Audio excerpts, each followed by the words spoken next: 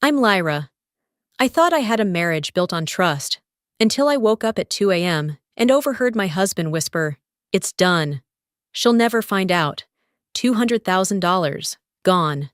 Sent to an account I'd never heard of." So before he could file for divorce, I froze everything. But that was just the beginning. Fake documents, anonymous threats. He didn't just want to leave me, he wanted to erase me. And now I can't stop wondering. How long had he been planning it? Was any of it ever real? Do you know what it's like to sleep beside someone who's already plotting your exit? I woke up to the kind of stillness that doesn't feel peaceful, it feels wrong. My hand instinctively reached for the other side of the bed, expecting warmth, a familiar shape, the quiet rhythm of his breath.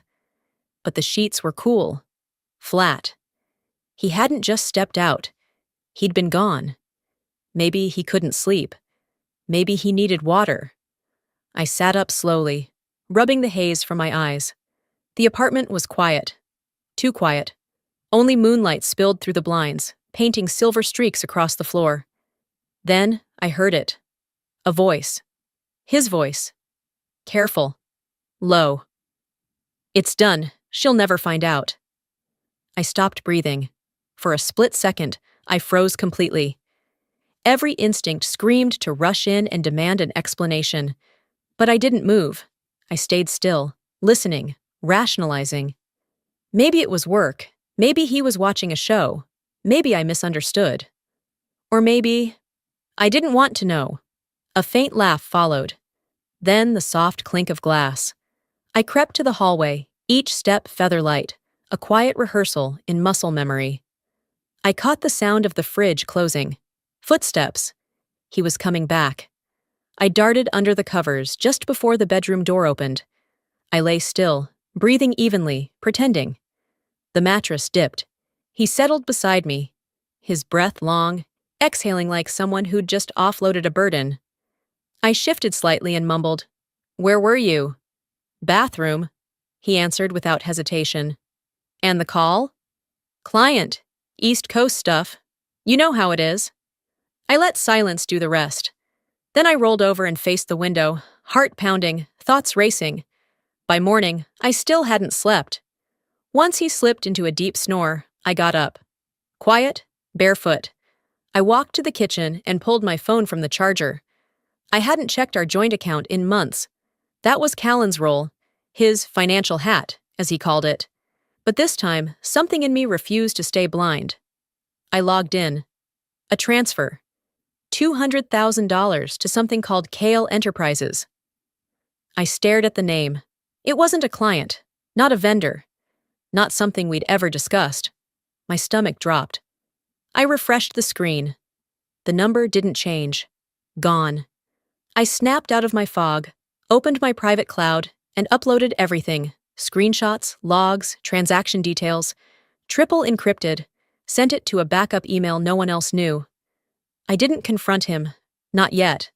This wasn't some spontaneous betrayal. It was premeditated, strategic. And I've been a strategist for 15 years. At 6:48 a.m., I called the bank. By 7:15, the account was frozen. I still hadn't said a word to him, but I didn't need to. The morning crept in with a gentleness I didn't trust. I stood at the kitchen window, sipping lukewarm coffee, watching light scatter across the glass buildings downtown. The city was waking up, but inside our apartment, time felt suspended. Behind me, the bedroom door creaked open. Callan's footsteps were soft. Too soft, like a man who wanted to seem casual. "Morning," he said, voice laced with the kind of brightness I used to find charming. "Didn't think you'd be up this early." I turned, offered him a tired smile. "Couldn't sleep." He walked over, pressed a kiss against my temple. I didn't flinch, but I didn't lean in either. "Long night?" I asked lightly. He chuckled. "Yeah, had some stuff on my mind. You know how it is. Startup life never really clocks out." He moved past me and reached for the French press. As he poured himself a mug, I watched him. His hands steady, his body relaxed. He looked like someone without a care in the world. He took a sip, then glanced at me. Hey, I was thinking, maybe we should consolidate our emergency info. I arched a brow. What do you mean? He shrugged, casual. Just stuff like passwords, accounts, contacts. In case anything ever happens to either of us. In case something happens? I repeated. He smiled, warm and easy. Don't look at me like that. It's just a smart thing to do. I mean, what if I got hit by a bus tomorrow? That was Callan's style. Wrap poison in honey. Wrap a threat in concern. I set my mug down. I'll think about it. Of course, he said quickly. No rush. Just figured it'd be good to have everything in one place, just in case. The words hung there. Innocent to an outsider. Alarming to someone who had seen the back end of a $200,000 transfer vanish into a ghost account. He wandered into the living room, humming. I stayed rooted in place, head down. The manipulation wasn't loud. It was smooth, polished, and I'd fallen for it before. I sat on the edge of the couch, flipping through a stack of unread mail, and tucked among them was a blank form, subtle but deliberate, an asset declaration sheet. My name already filled in at the top. He hadn't said a word about it. No, hey, could you look this over? No, mind signing this when you have a sec? Just slipped into the pile like junk mail, as if it had always been there. I picked it up, studied the lines meant to list every account I owned, every dollar, every property, every digital wallet. My jaw clenched. He was playing the long game, but he was sloppy. I folded the paper slowly, slid it back between the envelopes, and pushed them aside. He wouldn't catch me off guard twice. As I sat there pretending to scroll my phone, my mind drifted, back to last Thursday. The dinner he insisted we have with my mother. Just the three of us, he'd said. Haven't caught up with Era in a while. It had seemed innocent enough. I hadn't suspected a thing. But now, retracing every word, every pause, I saw it differently. He'd booked the place she loved, the little French bistro off Clark. He ordered her favorite wine, toasted to family and the future, said things like, Lyra and I are looking at long-term plans, real stability stuff. And I had smiled, played along. My mother had teared up halfway through her creme brulee. I'm so glad you two are still solid, she'd said. In today's world, real marriages are rare. Callan reached for my hand then, squeezing it just enough to make me believe he meant it. It wasn't love, it was theater. He was rehearsing the lines for an audience.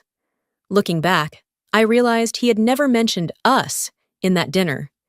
It was always preparation, structure, legacy, words that belonged in trust documents, not toasts. I came back to the present just as he re-entered the room. Any plans for today? He asked, sipping coffee, casually scrolling through his phone. I have calls at 10, then I'll head into the office for a bit. He nodded. I might swing by the bank this afternoon, thinking of restructuring a few things on my end. I didn't respond. He was testing me, poking the wire to see if it sparked. He thought I'd walk right into it, confess that I'd frozen the account, that I was suspicious, that I was scared. But I wasn't scared anymore. I was quiet, and quiet women get underestimated. He dropped the last sip of coffee into the sink and disappeared down the hall to shower. I waited until the water started running, then pulled the document out of the mail pile and stared at it one more time. There was a time I would have signed this without blinking, trusted that whatever Callan put in front of me was safe. That time had passed. I tore the form in half, then again and again, until it was nothing but confetti in the trash can. You want to play games, Callan? You just sat across from your new opponent. 2 mornings later, I found the folder. It was tucked inside a stack of mail on the console table, angled just enough to catch my eye. Cream-colored, neat, labeled Taxes March. Nothing threatening at first glance. I carried it to the kitchen, sat down with a glass of water, and flipped it open. There were receipts, summaries, and then a document I'd seen before, but not like this. A property transfer agreement, and my name was typed on the signature line. I stared at it for a long moment. Not handwritten, not initialed, not signed in ink. Typed. Clean. like someone wanted to skip the messy step of actually asking me. I turned the page back and forth, scanning for details. The condo, the one in my name. A transfer of partial ownership, effective immediately. All it needed was a signature, and someone had faked mine. The pressure in my chest tightened like a vice. 2 weeks ago, Callan had asked me to sign a couple of forms while I was on a call. He stood beside me, waving a pen, smiling like it was nothing. I told him to leave them on the counter. I never signed. I remember that moment with absolute clarity because I'd made a mental note to review the forms later, and when I came back, they were gone.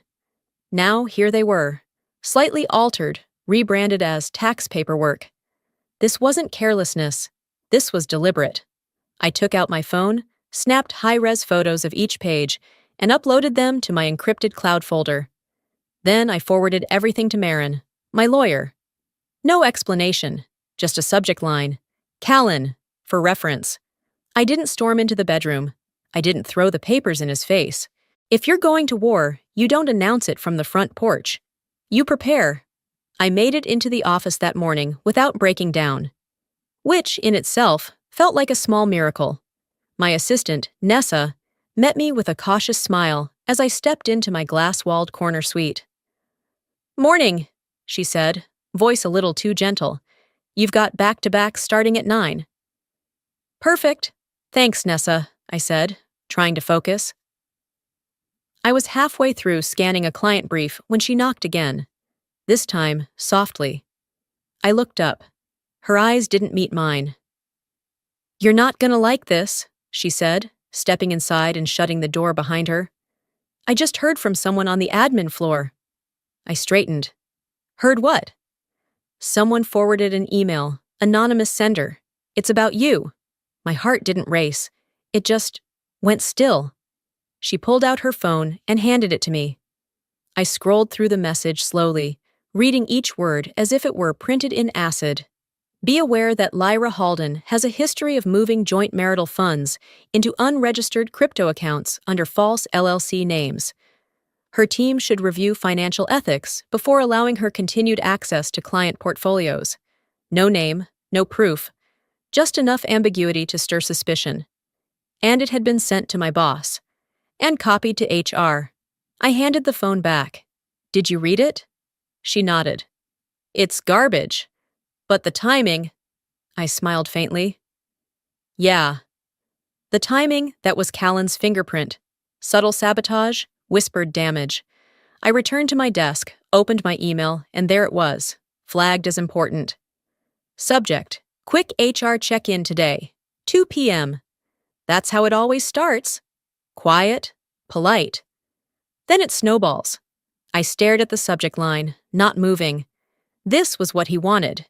If he couldn't control me with money, he'd try to destroy my name, my work, my credibility.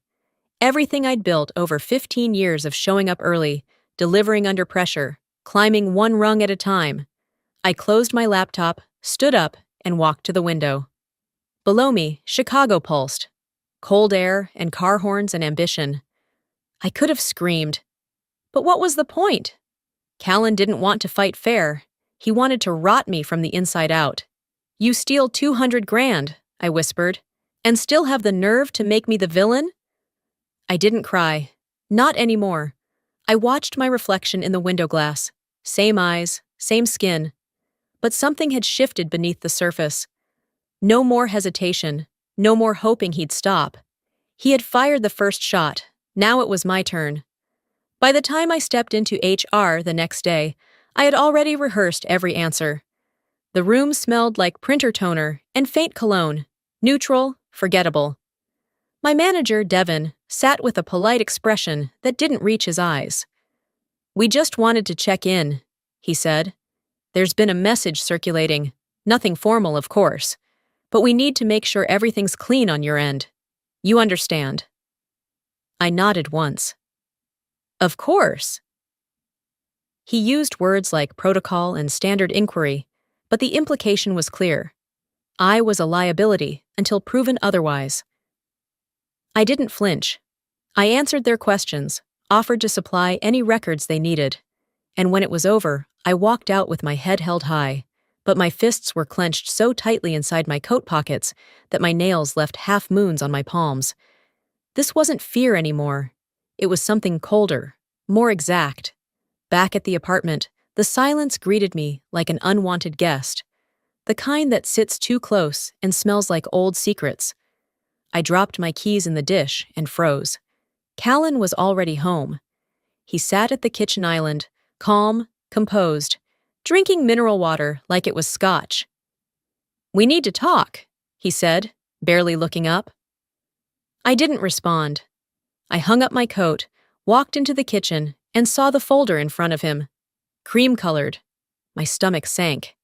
He slid it toward me with 2 fingers. Inside, petition for divorce. Filed that morning. He was asking for 50% of our shared assets and spousal support. I blinked. "Is this a joke?" He didn't smile. "We've grown apart, Lyra." I stared at him, searching his face for any trace of decency. But there was nothing. Just that corporate calm he wore when firing someone at a board meeting. "You stole from me," I said flatly, "then slandered me at work, and now you're suing me?" "I didn't slander anyone," he replied. "People talk. I can't control that." "Don't lie to me, Callan," I snapped. "Not now." He leaned back on the stool, completely unfazed. "You've been erratic, secretive. I thought maybe this was the cleanest way forward." "You thought," I echoed. "You always think, you calculate, but you forgot one thing." He raised an eyebrow. "Oh?" I stepped closer, dropped the folder on the counter like it burned. "I know everything." His expression didn't change, but the glass in his hand stopped halfway to his lips. "I know about Kale Enterprises. I know the signature you faked. I know about the email to my boss. I even know that you made it look like a crypto fraud, because that's exactly what you would believe a woman like me would fall for." Callan didn't answer right away. His jaw twitched, and then that familiar hollow smirk returned. "You don't want to do this, Lyra." My voice dropped to a calm I barely recognized as mine. "Is that a threat?" He shook his head slowly, voice low. "It's a warning." I stepped back. Something inside me clicked, like a gear sliding into place. The version of me that still wanted to believe this man was salvageable was gone. In her place was someone who knew better, someone who had nothing left to lose. "I already moved my assets, Callan." His face finally cracked, just slightly, but enough. The first flicker of panic. "I've been planning this longer than you think," I added. "You're not ahead. You're barely catching up." He stood up slowly, as if posture could reclaim control, but he didn't speak. I left him standing there, in our designer kitchen, surrounded by quartz countertops and empty intentions. I didn't slam the door behind me. I didn't look back. I took the elevator to the lobby, stepped out into the freezing wind, and pulled out my phone. I dialed the number from memory. Marin answered on the second ring. "Hey, what's going on?" "It's time," I said, voice firm. There was a pause. "What did he do now?" "He filed," I said. "He wants half, and he's playing dirty." Another beat. Then Marin replied, "Then so will I. Meet me at the office tomorrow. We start building." I nodded. "No more defense. I want to hit back." "You will," she said, "but we'll do it clean." I hung up and slipped the phone into my pocket, the air slicing through my coat like reality settling in. The woman who had once waited for Callan to apologize no longer existed. There would be no apology, only consequence. The next morning, I was in Marine's office before the sun had fully risen. She was already at her desk, sleeves rolled, coffee untouched. Papers were spread like battlefield maps. She didn't offer small talk. We didn't need it. "I've read through his petition," she said. "It's nonsense. He's banking on you folding before discovery." "I'm not folding," I said. "But I need to know where the money went. The $200,000 transfer, it's the key." She nodded, then leaned back. "Do you still have that contact? The analyst from Fairfax?" "Juno?" I paused. "Yeah," She still owes me one. An hour later, I was dialing Juno Crest's number from Marin's office phone. She picked up on the second ring, voice sharp as ever. Didn't expect to hear from you again? I need a trace run. Clean, fast, quiet. That's how I operate, she said. Send me what you have. By lunchtime, I had forwarded her the full transaction record, plus the screenshots of the Kale Enterprises deposit. Give me 12 hours, she said. I hung up. Maureen glanced at me. She reliable? She's better than reliable. She's the one who found a Cayman trail on an international wire fraud case 2 years ago when federal agents missed it. Maureen gave a single approving nod. Then we wait. But I didn't wait well. That evening, I paced through the condo. The apartment felt hollow, like even the walls were trying not to listen. I made tea, poured it out, picked up a book, put it down. Finally, around 11:42 p.m., my phone buzzed. Juno Crest. Found something. Can we talk now? We jumped on a call. Her voice was faster this time, more urgent. The $200,000 was routed through Kale Enterprises Lediad, yes. But it didn't stop there. That's just the shell. I sat up straighter on the couch. Where did it go? 4 more transfers. Belize, then Zurich. All bouncing through shelf companies. But here's the kicker. 3 of the shell names tie back to one woman. She paused. Saris Kale. The name hit me like cold air against bare skin. Who is she? Used to run fraud rings. She's been flagged on financial watch lists for years. No convictions, but the paper trail's ugly. Most people in finance know her name, but no one ever sees her twice. I felt my pulse pick up. So Callan didn't just stash money. He partnered with someone like that? Juno replied. He's either desperate or arrogant enough to think he's safe working with her. I stood slowly, heart hammering. My husband wasn't just trying to escape. He was aligning himself with a professional manipulator. The lies were deeper than I imagined. I wasn't just dealing with betrayal, I was dealing with conspiracy. The next day moved in fragments. I went to work, took meetings, smiled at clients. But inside, I was building timelines, connecting dots, stitching together a strategy like armor. Late afternoon, Juno texted again. Juno Crest. We've got a problem. I called her immediately. They know I'm looking, she said. I got an email this morning, anonymous legal notice. Said I was violating privacy statutes, and if I didn't cease, they'd file. My breath caught. Did they name you directly? Number, but they cited the exact transaction trail I accessed. Callan? I asked.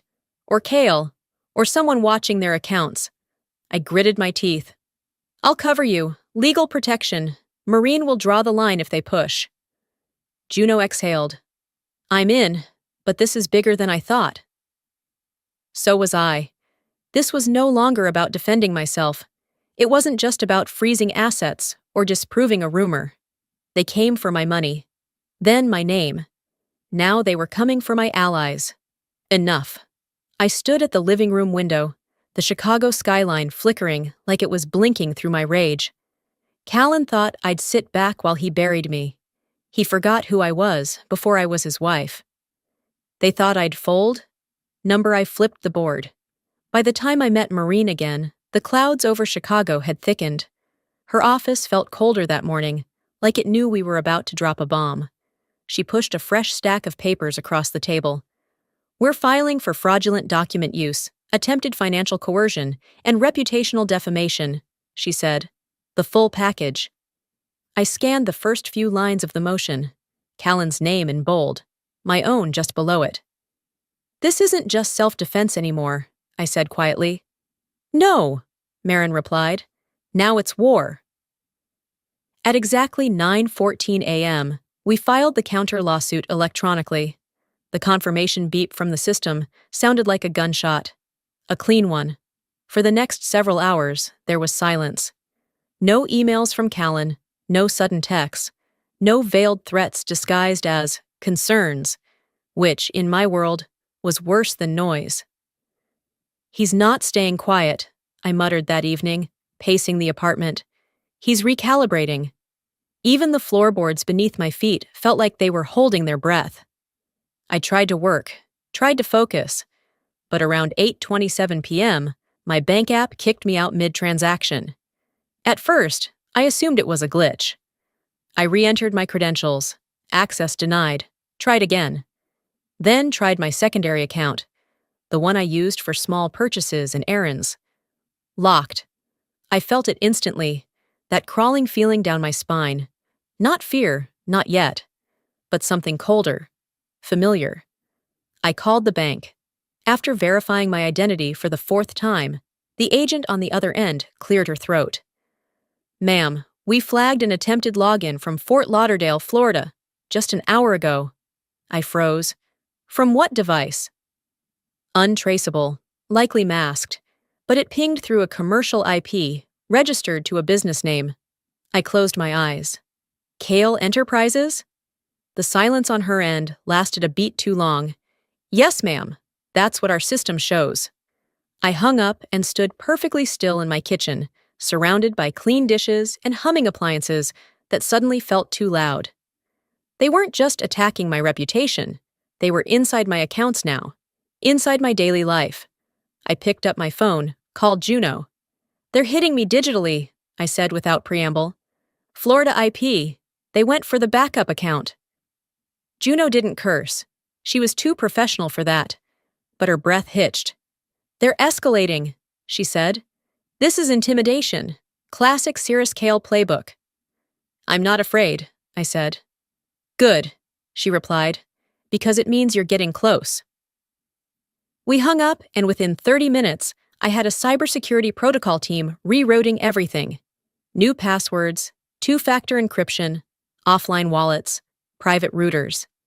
I even disconnected the smart fridge. You never know what's listening. That night, I didn't sleep. I built firewalls. I uploaded backup drives. I set up physical document redundancy. And when I was done, I sat at my dining table, stared at the framed wedding photo I hadn't taken down yet, and felt something shift again. Not anger, not sadness, precision. "You want to scare me?" I whispered to no one. "You'll have to try harder." I picked up my phone again, opened my notes app, and started drafting my court plan. Not just to defend what I had left, but to make them bleed where it hurt. Strategy. That's what I'd built my career on. That's how I'd survive this. They could hack my files, they could poison my name, but they forgot who wrote the blueprints in the first place. The elevator ride up to the courtroom was quiet. Marin stood beside me, flipping through her folder with surgeon-like focus. Her heels clicked sharply when we stepped into the hallway, a steady rhythm that kept my nerves from fraying at the edges. I sat down on the hard bench outside room 417, my palms flat on my knees, my spine tall. I wouldn't give anyone the satisfaction of seeing me shake. Marin glanced at me. "They're not ready for what we're bringing." I nodded, eyes locked on the door ahead. Callan arrived 5 minutes later with 2 lawyers in tailored suits and an arrogance that could have filled the entire floor. He didn't look at me. Not at first. But I saw the way his jaw tightened when he spotted Marin. Inside the courtroom, the air was stiff with silence. The judge entered, stern, unreadable. We all stood. Then Callan's attorney stood up. "Your Honor, our client has reason to believe that Ms. Halden has engaged in intentional financial misrepresentation. We've submitted evidence suggesting that she moved large sums of money without disclosing the intent, violating both fiduciary and marital trust." He passed a thick binder to the clerk, who handed it up to the judge. The documents were stacked with time-stamped screenshots, claims of cryptocurrency purchases, shell company registrations in Lyra's name. My name. They had created a fiction and dressed it in legal formatting. Callan looked smug, like a man who thought he'd already won the game before the pieces were even in place. Then it was Marin's turn. She rose slowly, unshaken, professional, her voice calm but cutting. "Your Honor, we've reviewed these documents. We've also submitted forensic reports from 2 independent analysts, Both confirmed that several of the alleged accounts in question did not exist at the time these transfers were supposedly made. She turned, handed her own folder to the judge. Furthermore, the email metadata and server paths proved that these documents were created after our client filed her counterclaim, suggesting motive and intent to mislead. The courtroom fell still. Even Callan's posture shifted, just slightly. A small crack in the marble. Marin continued. We respectfully submit a motion to dismiss Mr. Voss's claim in full and to file a defamation suit against both Mr. Voss and any known associates responsible for document fabrication. The judge took a moment, maybe two, flipping pages, reviewing timestamps. No one dared breathe. Then he looked up. Mr. Voss, he said slowly, your claims are unsupported. This motion is denied. My ears didn't register the rest, just the thud in my chest, hard, final, the kind of sound that silences storms. Across the aisle, Callan sat frozen. His lawyer leaned in and whispered something sharp. I didn't need to hear it. I could read it in Callan's eyes. Panic. Outside the courtroom, the hallway echoed with the shuffle of feet and whispered shock. I didn't wait. I walked past him, past his team, past every fake smile and casual glance. But Callan stepped into my path, low voice tight with rage. You think this is over? I didn't stop. Just wait, he hissed, louder this time. You don't know what I still have. I turned, just slightly, and met his eyes. I know exactly what you are. That was enough. He didn't speak again. He just watched me walk away, like a man watching the fuse burn, still convinced it wouldn't reach the dynamite. But it would. It was Juno who cracked the final code. She called just after 7 a.m., voice flat with disbelief. Lyra, the metadata, it's worse than we thought. I paused mid-step on my way to the kitchen. How bad? The files Callan submitted? The ones Cirrus prepared? Yeah? They were created 4 days after he filed the initial claim. He backdated them, deliberately. I didn't respond right away. Just let her words settle into place like puzzle pieces clicking in reverse. Juno added, It's clean. Undeniable. It's over if the judge sees this. I didn't need coffee anymore. By 8:30 a.m., I was sitting across from Maureen in her office, fingers curled tight around a fresh folder stamped with evidence. She glanced over the documents, lips pressed together. This is it. This ends it. The motion we filed that afternoon included everything: perjury, falsification of legal documents, conspiracy to defraud marital assets. Cirrus Kale was named as co-defendant for knowingly assisting and providing fraudulent documents. Juno's forensic breakdown attached at the end was bulletproof. Charts, timestamps, verification trails. Everything pointed to a carefully orchestrated digital lie. We submitted it just before closing hours. The final hearing was set for the next morning. It rained that day. Chicago's sky had a way of syncing itself with your heartbeat, and mine thundered steady and heavy as I walked into the courtroom. Callan was already there. He looked smaller somehow, not physically, but in presence. His suit still perfect, his hair still sculpted, but the shoulders were tighter, his gaze less cocky. He saw the folder in Maureen's hand and blinked twice. That's when I knew he felt it too. The judge took the bench and wasted no time. Marin presented the updated findings, walked the room through Juno's evidence, layer by damning layer. Callan's attorney tried to interrupt. Once. The judge waved him off. 10 minutes later, it was done. All claims submitted by Mr. Voss are hereby dismissed. The evidence supports fabrication. As such, the court recognizes Ms. Halden's counterclaim as valid and will be awarding damages accordingly. Legal costs will be assumed by Mr. Voss. Additionally, this court is initiating a referral to the state attorney's office regarding Ms. Kyle's potential criminal conduct. The gavel dropped like thunder. Callan didn't move. The courtroom emptied around us. He stayed frozen in his seat, knuckles pale, eyes locked ahead like he was still computing how this happened. Outside, I didn't speak, until he finally caught up to me in the lobby. "You think you've won?" he asked quietly. His voice wasn't arrogant anymore, just tired. Hollow. I looked him in the eyes and said, "No." I just finally stopped losing. He didn't answer, didn't even try. I left him standing there like a man watching the scaffolding of his lies collapse all at once. Later that evening, I stood in my apartment, the same one Callan once tried to put in his name, and checked the accounts. Nothing had moved. Everything was exactly where it should be. Untouched, secure. For the first time in months, I let out a real breath. Not relief. Closure. I closed the financial dashboard and walked over to my desk. Opened my laptop. There was a document I hadn't opened since the beginning of this war, something I started the night I froze the first account. Now I picked it back up and started typing again. "This is my story now," I wrote. And this time, I meant every word. It had been 3 weeks since the courtroom doors closed behind me for the last time.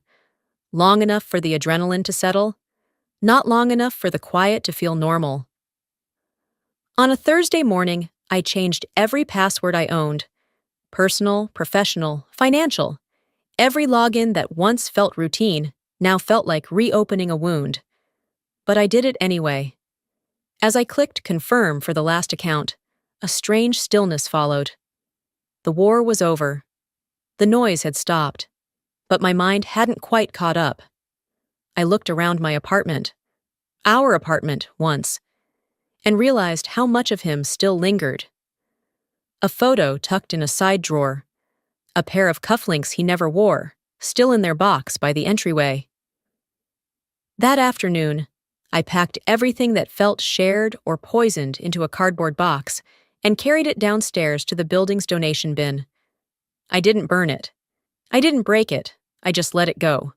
It wasn't about anger anymore. It was about making room. Around sunset, my mom stopped by. Era brought lemon ginger tea, like she used to when I got sick in college. She sat quietly for a while before saying, "I'm sorry I didn't see it sooner." I shook my head. I didn't either, until I couldn't unsee it. She placed a hand over mine. "You didn't fail, Lyra. You trusted. And when it broke, you stood back up." I didn't reply. I just squeezed her hand and let her words settle in the quiet. After she left, I lit a candle in the kitchen. Not for scent, but for stillness. Then I checked my phone. A message from Juno blinked on the screen. "Got the offer?" I said yes. "You were right. I wasn't built to work in someone else's shadow." "Thank you," I smiled. Small but real. Minutes later, Marin called to confirm the paperwork was officially closed. "Funds released. Case sealed. No more hearings." Her voice was crisp with finality. I thanked her, then paused before hanging up. "Marin." "Yeah?" "Did I win?" There was a pause, then her reply. "You didn't just win, Lyra. You rewrote the rules." I sat in silence after that, and for the first time, it wasn't heavy. That weekend, I walked through Grant Park alone. The trees were just beginning to turn, leaves edged in orange, the air sharper than it had been just a week ago. I sat on a bench across from the fountain and watched a couple pass by, holding hands. They laughed at something I couldn't hear. Part of me felt hollow watching them. Another part felt relieved. Because I knew now, survival isn't about dodging the pain. It's about standing inside it until it teaches you something. I don't forgive Callan. I probably never will. But I forgave myself for staying too long, for hoping too hard, for handing over too much. Closure doesn't come in courtrooms. It comes in quiet and in choice. Later that night, I climbed up to my rooftop terrace. The city hummed below me, endless windows, blurred traffic, glowing signs promising everything and nothing. I opened my laptop.